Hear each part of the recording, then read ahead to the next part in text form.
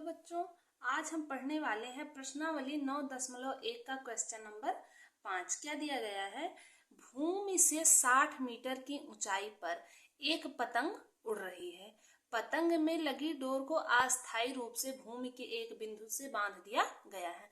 मान लीजिए यहाँ पे एक पतंग है जो कहाँ से, भूमि से 60 मीटर, ये मान लीजिए इसकी डोर है और ये कितनी ऊंचाई पर उड़ रही है? 60 मीटर की ऊंचाई पर उड़ रही है। कितनी ऊंचाई है? 60 मीटर की ऊंचाई पर उड़ रही है और यहाँ से इस पतंग को बांध दिया गया है। भूमि के साथ डोरी का झुकाव 60 अंश है। ये जो डोरी है इसका झुकाव कितना है? भूमि के साथ 60 अंश का इसका झुकाव है। यह मानकर कि डोरी में कोई ढील नहीं है और ये माना जा रहा है कि ये जो डोरी है एकदम तनी हुई है। तो हमें क्या ज्ञात करना है? इस डोरी की लंबाई ज्ञात करना है। हमें क्या ज्ञात करना है? डोरी की लंबाई ज्ञात करना है। अब हम इसको मान लेंगे ए बी सी। यहाँ पे हम देख रहे हैं एक समकोण त्रिभुज हमको मिल रहा है। तो यहाँ पे ये 60 मीटर ऊंचाई पर उड़ रही है और कोण कितना दिया गया है? 60। हमें क्या ज्ञात करना है? एसी। एसी जो है ये क्या बन रहा है? एक कर्ण बन रहा है। तो चलिए जो दिया गया है हम उसको लिख लेते हैं। दिया गया है BC इक्वल टू दिया गया है 60 मीटर दिया गया है और थीटा हमको दे दिया गया है 60 अंश दे दिया गया है। अब हमें लंब पता है और एक थीटा कोण पता है। हमें क्या निकालना है? कर्ण निकालना है। तो हमें क्या चाहिए? हम लाल बटे कक्का से निकालेंगे। लाल बटे कक्का से लंब पता है और कर्ण निकालना है। तो इसके लिए किसका फॉर्मूला लगेगा? साइन थीटा का। तो इसके लिए हम साइन थीटा इक्वल टू लंब कितना है? BC बटा कर्ण कितना है? AC। लंब बटे कर्ण का फॉर्मूला लगा देंगे। अब हमें थीटा की वैल्यू पता है तो साइन थीटा की जगह पे लिख देंगे 60 इक्वल टू BC हमें कितना पता है? 60 पता है और AC की वैल्यू हमें निकालनी है। AC यही तो डोरी है, इसकी हमें लंबाई निकालनी है। तो चलिए अब हमें जो पता है उसका मान रख देते हैं। अब साइन 60 का क्या मान होता है? √3/2। इसका मान होता है √3/2 और यहाँ पे 60 है और AC की वैल्यू हमें निकालनी। अब हम इसका आपस में तिरछा मल्टीप्लाई कर लेंगे। तो यहाँ पे क्या हो जाएगा? √3 AC हो जाएगा, इसका इसके साथ मल्टीप्लाई हो जाएगा और इसका 6 दूनी 12, 60 दूना 120 हो जाएगा। अब हमें AC की वैल्यू निकालनी है तो AC इक्वल टू मिल जाएगा 120 बटा √3, क्योंकि यहाँ पे ये मल्टीप्लाई में था, इधर आएगा तो भाग में हो जाएगा। इतना मिल गया। लेकिन रूट वाली वैल्यू हमेशा ऊपर होती है तो हम क्या करेंगे? √3 से ऊपर नीचे मल्टीप्लाई कर देंगे। √3 से ऊपर नीचे मल्टीप्लाई कर देंगे तो 120 √3 हो जाएगा और √3 क्या होता है? आपस में मल्टीप्लाई हो गए 3 हो जाता है। अब 3 से इसको काट देंगे, 3 चौक 12 और 0 ऐसे उतार दिया गया। तो यहाँ पे कितना मिल गया? 40 √3। इसका मतलब हमें जो AC है, AC क्या मिल गया? 40 √3। AC मिला 40 √3। यही आंसर है और यही है हमारी जो ये डोरी है, इसकी लंबाई कितनी है? 40 √3। ये आंसर आ गया। अब आइए चलते हैं हम इसका 6 नंबर क्वेश्चन पढ़ते हैं। 6 वाला नंबर क्वेश्चन क्या है कि 1.5 मीटर लंबा एक लड़का 30 मीटर ऊंचे भवन से कुछ दूरी पर खड़ा है। अब मान लीजिए ये क्या है? ये 30 मीटर ऊंचा क्या है? भवन है। 30 मीटर ऊंचा भवन है। इसकी ऊंचाई कितनी है? टोटल ऊंचाई यहाँ से टोटल कितनी है?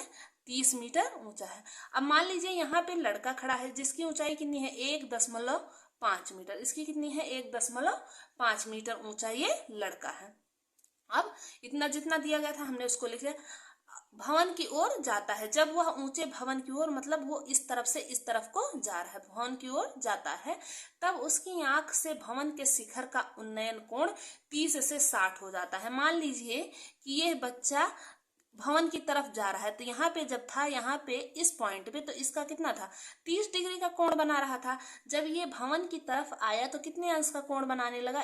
ये 60 डिग्री का कोण बनाने लगा। अब कितना बनाने लगा? 60 डिग्री का कोण बनाने लगा। बताइए कि वो भवन की ओर कितनी दूरी तक चलकर गया है। अब वो हमें बताना है कि वो भवन की तरफ, इस भवन की तरफ कितनी दूरी, यहाँ से यहाँ तक कितनी दूरी चलकर गया। हमें क्या ज्ञात करना है? ये वाली दूरी ज्ञात करनी है। तो चलिए, हमें जो दिया गया था हमने वो लिख लिया। अगर ये 30 मीटर है और हमें कह रहे हैं बच्चे की आंख से, जो उसकी आंख से भवन के, यहाँ पे आंख है तो यहाँ से हम निकालेंगे। इसका मतलब ये जो 30 है तो यहाँ से हमें निकालना पड़ेगा ना, ये वाली वैल्यू हम कहाँ से निकालेंगे, यहाँ से ये वैल्यू निकालेंगे। तो इसका मतलब कि टोटल 30 थी, अब 30 में से 1.5 घटा देंगे तो हमें ये वाली इतनी दूरी पता चल जाएगी, इतनी दूरी हमें पता चल जाएगी। तभी तो हम ये इस ट्रायंगल का मान निकाल सकते हैं, फिर इस ट्रायंगल का मान निकाल सकते हैं। तो 30 में से 1.5 घटा देंगे। यहाँ पे हम A, B, C और D मान दे दिए। अब मान लेते हैं इस यहाँ से पूरी इसकी लंबाई, टोटल लंबाई यहाँ से भवन से इस बच्चे की अब तक कितनी थी, x थी, और यहाँ पे मान लीजिए, माने कि यहाँ पे इतना कितना था, यहाँ पे y मान लिए है। अब टोटल 30 थी, अब 30 में से हम अगर 1.5 और यहाँ पे हम मान लेते हैं इसको f, तो क्या करेंगे, CF, हमें CF minus BF equal to कर देंगे तो हमें क्या मिल जाएगा, CB मिल जाएगा, क्योंकि ये पूरी CF थी, CF में से इतना घटा देंगे तो हमें CB की वैल्यू मिल जाएगी। तो CF कितना था, 30 माइनस BF कितना था, 1.5 बराबर CB। हमें CB की ही तो चाहिए, C और B की चाहिए। तो 30 में से 1.5 जाएगा तो क्या हो जाएगा, 30.0 और यहाँ से 1.5 माइनस करेंगे, 10 में से 5 गया 5 और 9 में से 1 गया 8, तो 28.5। इसकी वैल्यू क्या आ जाएगी, 28.5। CB की वैल्यू क्या आ जाएगी, मतलब इतनी क्या आ जाएगी, 28.5, इतना आ गया। अब हमें क्या, पहले हम इस वाले कोण का मान निकाल लेंगे, यहाँ से हम y की वैल्यू निकालेंगे। तो चलिए, पहले त्रिभुज किसमें, कौन सा त्रिभुज में, CDB में, त्रिभुज CDB में निकालते हैं। क्या निकालना है हमको, y की वैल्यू निकालना है। तो इसमें हमें ये लंब है, ये आधार है, और हमें लंब और आधार किसमें होता है, tan में होता है।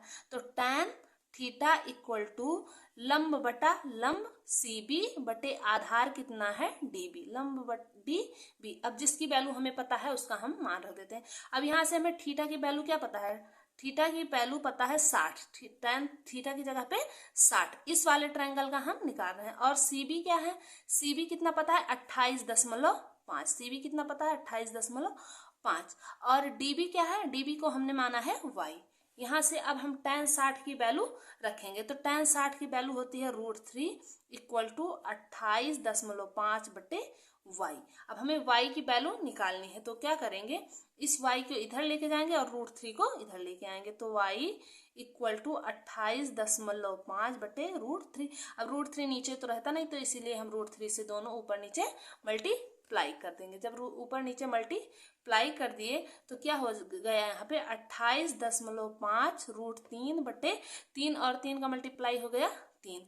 अब 3 से इसको काट देंगे, 3 9 27 और 1 बचा 3 5 15। तो हमें y की वैल्यू क्या मिली, y की जो वैल्यू मिल जाएगी, y इक्वल टू मिल जाएगा 9.5 √3। y की मतलब इतनी वैल्यू मिल गई। अब हमें किसकी वैल्यू निकालनी है, अब हमें यक्स की वैल्यू, पूरे वाले त्रिभुज से यक्स की वैल्यू निकालनी है। तो चलिए, इस दूसरे तरफ हमें किसकी निकालनी है, पूरे यक्स की वैल्यू निकालनी है। तो चलिए, हम कौन सा, ट्रायंगल ABC में क्या करेंगे, हमें यहाँ पे भी tan वाला लगाएंगे, क्योंकि इसमें भी तो आधार निकालना है, आधार निकालना है, ये लंब है, ये आधार। तो tan theta equal to CB अपान AB, AB है टोटल दूरी AB, तो यहाँ पे tan थीटा की वैल्यू क्या है, इसमें 60 थी, इसमें 30, tan 30 इक्वल टू CB 28.5 बटे AB को हमने क्या माना है, x मान लिया है। अब यहाँ से हम tan 30 की वैल्यू क्या होती है, 1/√3, tan 30 की 1/√3 इक्वल टू 28.5 बटे x। अब इसका तिरछा मल्टीप्लाई कर लेंगे, x की वैल्यू निकल जाएगी, तो x इक्वल टू क्या हो जाएगा, 28.5 √3। x और y की वैल्यू मिल गई, x और y की हमें वैल्यू मिल गई है। यहाँ पे अगर हम x में से y घटा देंगे, x में से y घटा देंगे तो हमें ये वाली पता चल जाएगी ना, टोटल दूरी में से आधी दूरी घटा देंगे तो ये वाली दूरी हमको पता चल जाएगी। तो चलिए, हमें क्या निकालना है, AD। तो AD इक्वल टू क्या होगा, AD equal to AB minus BD DB या बीडी, एडी हमें निकालना है एडी, तो एबी टोटल में से डीबी हम माइनस कर देंगे तो एडी हमको पता चल जाएगी। एडी इक्वल टू एबी की वैल्यू क्या आई है, एबी को हमने यक्स माना था तो यक्स की वैल्यू आ गई है 28.5√3 आ गई, और डीबी की वैल्यू, डीबी को हमने वाई माना था तो इसकी वैल्यू आ गई है 9.5√3, तो -9.5√3। अब यहाँ पे हमको इसमें से इसको घटा देना है, तो हम इसको डायरेक्ट भी घटा सकते हैं या इसको √3 को बाहर ले लें। √3 को हमने बाहर ले लिया, 28.5 माइनस 9.5, इसको घटाएंगे तो √3 बाहर है तो 5 में से 5 गया 0 और 18 हो गया, 18 में से 9 गया 9.1, 19.0, तो यहाँ पे इंटू में है तो हम इसको लिख देंगे कि 19√3। आंसर इसका आ गया। हमें एडी को पूछा था कि वो कितनी दूर चल के आ गया, मतलब कि वो 19√3 दूरी चलकर आया है। आई होप आपको ये क्वेश्चन समझ में आ गया होगा। यदि आपको ये क्वेश्चन समझ में आ गया तो प्लीज हमारे इस चैनल को लाइक, सब्सक्राइब और शेयर अवश्य करें। धन्यवाद।